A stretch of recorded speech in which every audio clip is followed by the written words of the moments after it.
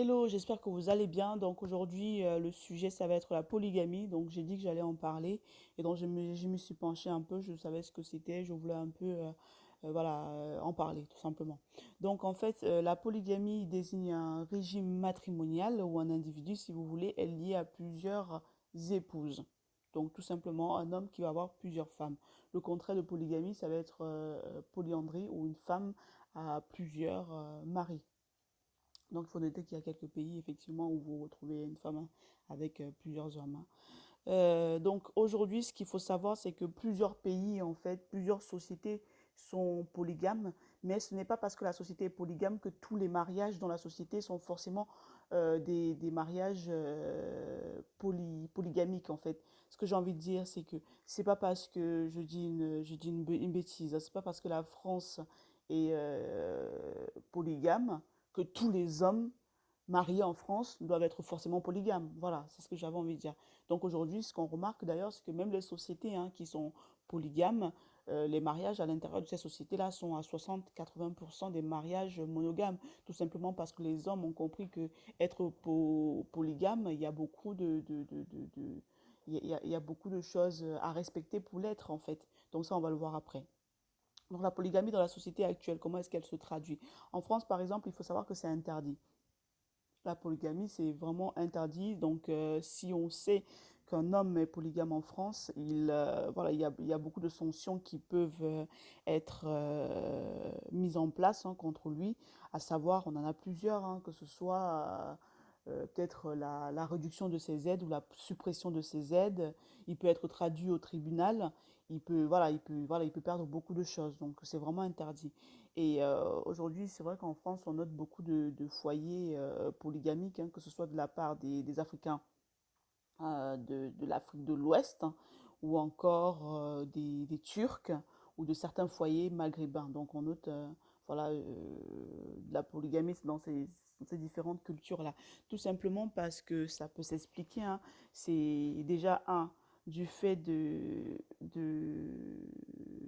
la guerre du fait de la guerre de 45 ou de 1918, on a eu beaucoup on va dire d'hommes qui ont été amenés en France pour porter secours ou voilà pour apporter une aide, une contribution à l'effort, ce qu'on appelait l'effort de guerre, hein. Donc ces hommes-là, il fallait bien sûr que leur épouse les rejoigne, quoi.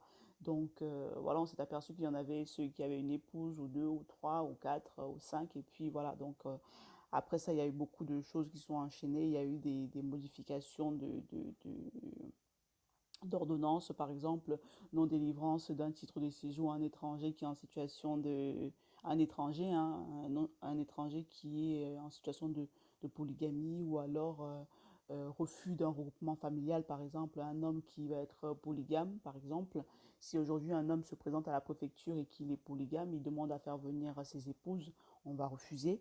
Si il est polygame, on peut également lui retirer son titre de séjour ou alors refuser de lui accorder un titre de séjour. Donc voilà, il y a plusieurs choses qui ont été mises en place aujourd'hui qui font en sorte que la polygamie, franchement, aujourd'hui en France, voilà, elle existe, hein, j'en vois, elle existe, mais il faut savoir que voilà, au niveau juridique, en fait, de la loi, c'est interdit. Donc les origines de la polygamie. Dans le christianisme, déjà, il faut savoir que la polygamie a été définitivement abandonnée, supprimée au Moyen Âge. Donc voilà, ça a été supprimé au Moyen Âge et donc voilà, ça veut bien dire qu'avant ça, c'était quelque chose, c'était monnaie courante. Donc on a même des prêtres qui avaient plusieurs épouses avant le Moyen Âge. Donc voilà. Chez les Mormons aujourd'hui, la polygamie, c'est quelque chose qui a perduré, qui a existé et qui existe encore dans certaines groupes minoritaires qui se disent mormons. Voilà, la polygamie existe également chez eux, comme je vous l'ai dit, un homme qui a plusieurs femmes, parfois 5 6 7 8 9 et 10. Et ensuite, dans l'islam aujourd'hui, beaucoup s'appuient sur les paroles du prophète Mohammed. Il faut savoir que le prophète lui-même, ça a été un polygame. Il a eu plusieurs épouses, je pense entre 10 et 13 épouses. Et il disait effectivement, il est permis, enfin je cite, il disait, il est permis d'épouser deux, trois ou quatre parmi les femmes qui vous plaisent. Mais si vous craignez de ne pas être juste envers celle-ci, alors prenez une seule. Donc, ça veut bien dire ce que ça veut dire. Donc, si vous pouvez prendre une femme, il demandait à prendre jusqu'à 4, je pense. Vous pouvez prendre une femme, 2, 3, 4, si ça vous plaît. Mais il faut savoir que en prenant ces 4 femmes, il faut vous assurer d'une équité parfaite, d'une condition d'équité parfaite entre toutes les femmes. C'est-à-dire un foyer, un foyer, en termes de foyer, en termes de, de, de besoins satisfaits, que ce soit des besoins sexuels ou d'ordre sexuel ou des besoins d'ordre financier ou autre. Voilà, il faut s'assurer à ce que chacune des femmes, en fait, que toutes les femmes soient traitées de manière égale. Donc, si ce n'est pas le cas, donc, vaut mieux pas prendre d'épouse, en fait. Vaut mieux pas prendre 4 5 quand vous savez que vous ne pouvez pas vous occuper de toutes ces femmes-là. Ça, c'est ce que dit le prophète dans l'islam. Ensuite, donc voilà, si parmi vous, il y a des musulmans, hein, veuillez me corriger. Hein, si je dis quelque chose, si je dis une bêtise, dites-le moi en disant, donc, il dit ceci, et puis voilà, comme ça, on apprend ensemble. Ensuite, dans l'hindouisme, voilà, c'est comme je vous disais tout à l'heure, la polygamie n'est pas interdite, mais voilà, la polygamie n'est pas interdite et la monogamie non plus n'est pas dévalorisée. C'est-à-dire que voilà, c'est un peu, comme on dit poliment, le cul entre deux chaises. Hein. Donc voilà, c'est pas interdit, c'est pas non plus accepté. Du coup, on ne sait pas trop, on est un peu entre deux, voilà, le cul entre deux chaises. Voilà. Donc je vais vous citer quelques pays en fait qui ont aboli la polygamie très récemment, comme je vous disais. On a la Belgique. La Belgique a aboli la polygamie en 2008. Le Canada a aboli la polygamie en 2011, donc vous voyez comment c'est très très récent. Et la Birmanie a aboli la polygamie en 2015. Donc là, on a donné la définition, les origines et on a parlé un peu des pays en fait, des pays, des religions où la polygamie est pratiquée ou non et les conséquences de la polygamie. Comme je le disais tantôt, en fait, euh, beaucoup s'appuient sur pour faire perdurer cette pratique, beaucoup s'appuient sur la tradition, sur la religion, sur les croyances. J'ai envie de dire, aujourd'hui, la tradition, une tradition, je l'aperçois comme un arbre, si vous voulez. Aujourd'hui, quand vous avez un joli arbre qui pousse, quand vous voulez par exemple que l'arbre, l'hiver par exemple, vous pouvez élaguer l'arbre ou alors couper les feuilles, enlever les branches mortes pour permettre à l'arbre de s'épanouir.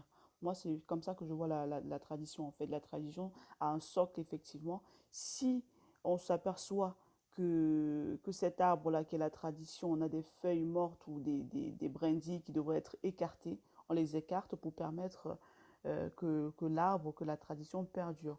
Donc voilà, parce que beaucoup aujourd'hui s'accrochent sur oui, c'est la tradition, oui, c'est la croyance, on n'a pas le choix, il faut qu'on le fasse. Je sais très bien que c'est difficile de se défaire de quelque chose, surtout sachant que les autres vont porter un regard assez critique sur nous. On peut même être, comment dire, banni, on peut être banni de sa culture, de sa société, de sa famille, de ses amis, tout simplement parce qu'on n'a pas respecté les valeurs traditionnelles ou on n'a pas appliqué la tradition. Donc c'est vrai que voilà, on peut me dire oui, c'est facile pour toi de parler, tu sais pas ce que c'est. Non, je sais ce que c'est. Je dis que c'est un combat et que franchement il faut le mener ce combat. Parce qu'aujourd'hui, ce qui se passe généralement dans les foyers, les foyers polygames, c'est qu'on demande parfois, ou non, hein, ça dépend. Il y a les foyers que j'ai eu à rencontrer, on demande à la première épouse d'aller choisir la deuxième épouse, sa deuxième épouse, parce que le mari aimerait que tout se passe bien, dans le meilleur, voilà, que ce soit, que tout se passe bien, tout simplement. Donc voilà, que sa première épouse cherche la seconde. J'ai envie de dire, la première épouse, déjà, je suis désolée, tu restes avec ton homme, tu l'aimes, tu es amoureux, tu es amoureuse de lui. Donc, l'idée que c'est toi qui puisses aller chercher une autre femme qui va potentiellement aimer euh, un peu plus que toi, ou voire plus que toi, ou tout simplement une femme qui va venir au sein de votre union, en fait. Donc voilà, qui va venir au sein de votre union. Peut-être que cette femme-là, en fait, va peut-être détruire en fait la complicité, l'amour que vous aviez l'un pour l'autre.